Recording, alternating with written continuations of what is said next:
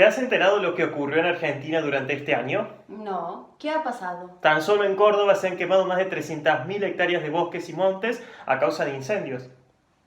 ¿Pero cómo? ¿Fueron provocados? Sí, en la gran mayoría de los casos se pudo chequear que fueron provocados de manera intencional. ¿Cómo sabes? Todo esto lo vi en la tele y también lo escuché en la radio. Desde julio de 2020, una serie de incendios forestales afectaron a más de 300.000 hectáreas en la provincia de Córdoba. El incendio de mayor extensión comenzó en áreas montañosas del departamento Ischilín y luego se extendió hacia el valle de Ongamira y el norte del departamento Punilla. Estos fueron considerados uno de los 10 incendios forestales más grandes del mundo, siendo comparables con los incendios en el oeste de Estados Unidos de 2020. Para noviembre seguían habiendo focos activos en la zona de Tras la Sierra, desplazándose luego del oeste hacia el sur. En el departamento San Alberto empezaron nuevos focos el 2 de noviembre. Para el 6 de noviembre del 2020 ya se contabilizaban unas 320.000 hectáreas quemadas. Varias zonas urbanas se vieron afectadas, donde se vieron perjudicadas muchas viviendas y cosechas de personas que habitaban las zonas, además de cientos de animales que debieron huir del lugar al verse atrapados por las llamas. Los siniestros y catástrofes afectan a todo el mundo y se presentan de distintas maneras. Para eso hay que identificar un desastre de una catástrofe.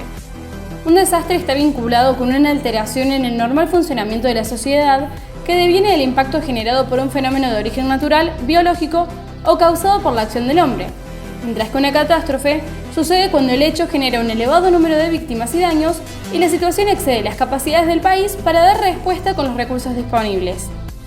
Los incendios que hostigaron la provincia de Córdoba se clasifican como desastre y los distintos tipos de abordajes que los medios de comunicación realizaron sobre el hecho tuvieron tanto sus aciertos como sus errores. Los medios de comunicación muchas veces cometen errores al momento de abordar hechos como estos, como lo es por ejemplo el no chequear la información que se transmite, incluso muchas veces obteniendo esta de publicaciones que realizan en las redes sociales personas que supuestamente estuvieron en el lugar donde ocurrió el desastre, generando así más confusión entre las personas que reciban la información. Por otro lado, suele ocurrir que con el fin de llamar la atención del público y así conseguir que la gente consuma más el contenido, se exagera la información para que la situación se vea más grave de lo que realmente es, generando pánico en la sociedad, sobre todo en aquellos que pueden llegar a verse afectados por el siniestro. También cabe mencionar que en la gran mayoría de los casos se deja de lado información vital como lo es números importantes como el de los bomberos o la policía o incluso pautas a tener en cuenta en caso de que algo similar ocurra en el futuro, produciendo que la gente no sepa cómo actuar si el hecho se repite. Los medios de comunicación deben cumplir 3 pasos a la hora de comunicar estos hechos. En primer lugar, se deben identificar las principales fuentes gubernamentales y no gubernamentales vinculadas con la gestión de desastres para establecer una agenda de contactos y brindar información preventiva que oriente la respuesta de la población ante una futura situación de desastre, detectando las diversas problemáticas ambientales y sus implicancias. Por otro lado, se debe centrar la cobertura en brindar información que coopere en la orientación de la población para que ésta pueda participar de un modo activo y responsable de las acciones de evacuación y rescate, brindando datos precisos y verificados en fuentes de información jerarquizadas y así evitar la información que no sea chequeada o cuya difusión incremente la situación de pánico. Por eso, hay que ser cuidadosos con el modo de significar un evento, procurando un buen trabajo con los expertos en la asistencia a la situación de desastre y los organismos de salud, transmitiendo sus saberes a toda la población y no obstaculizar las tareas de asistencia.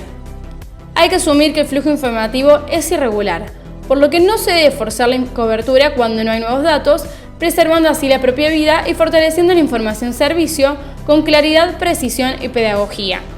Se deben diversificar las fuentes de consulta para proporcionar una variedad de perspectivas sobre el hecho y descartar imprecisiones y dudas, respetando así la intimidad e integridad humana de los afectados. Por último, se debe evaluar la cobertura haciendo un seguimiento y sostenimiento sobre el tema con una investigación donde se procure la producción de informes interdisciplinarios y profundos que aborden las temáticas de desastres y catástrofes más allá de la emergencia y contextualizar los datos y analizar el origen de la tragedia para contribuir a una mirada integral sobre la problemática de cara a la prevención.